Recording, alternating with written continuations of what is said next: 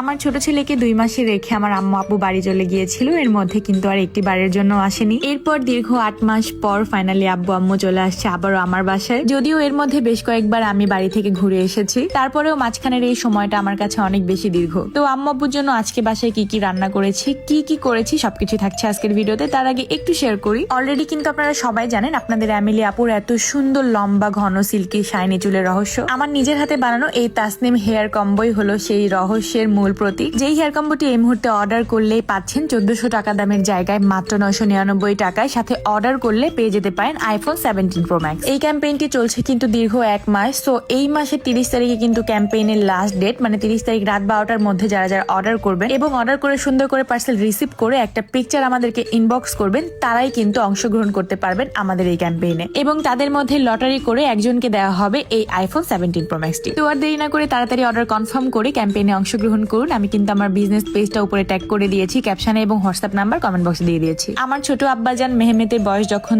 2 মাস, তখন আমার ছেলেকে রেখে আমার আম্মু আব্বু চলে গিয়েছিল।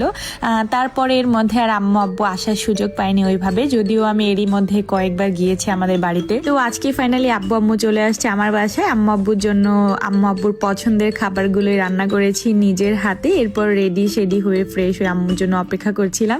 এন্ড ফাইনালি এই তো চলে আসছে আমার আম্মু। আম্মুকে নিয়ে একটু ভিডিও শুট করছিলাম, একটু ফটোশুট করছিলাম, যেহেতু অনেকদিন পরে আম্মুকে কাছে পেয়েছি। আম্মুর থেকে একটু আদর নিচ্ছিলাম। দেখেন তো আমার আম্মুর সাথে আমার চেহারার কোনো মিল আছে কিনা, আপনারা অবশ্যই জানাবেন।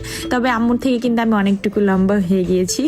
যেখানে আমরা একটা বাচ্চাকে বড় করতেই পাগলের মতো হয়ে যাই, সেখানে আমার আম্মু আমাদের 2 বোনকে একসাথে একইভাবে মানে মানুষ করেছে, কিভাবে একইভাবে আমাদেরকে বড় করেছে, কিভাবে আমাদের সব চাহিদা পূরণ করেছে, কিভাবে একই রকম জামা কাপড়, একই রকম সবকিছু আমি জানি না।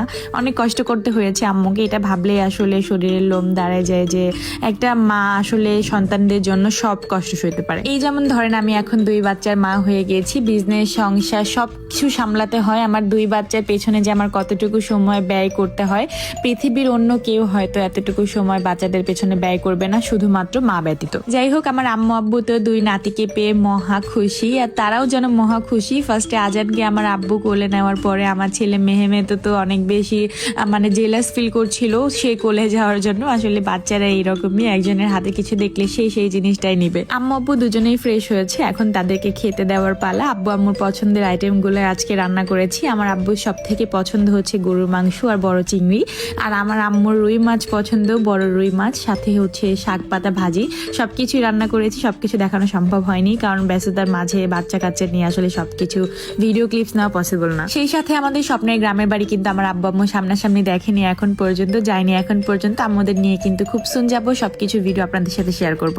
আর আজকের ভিডিওটা এই পর্যন্ত শেষ করছি, দেখা হয়ে যাবে সবার সাথে নেক্সট কোনো ব্লগে। আল্লাহ হাফিজ and thank you so much for watching.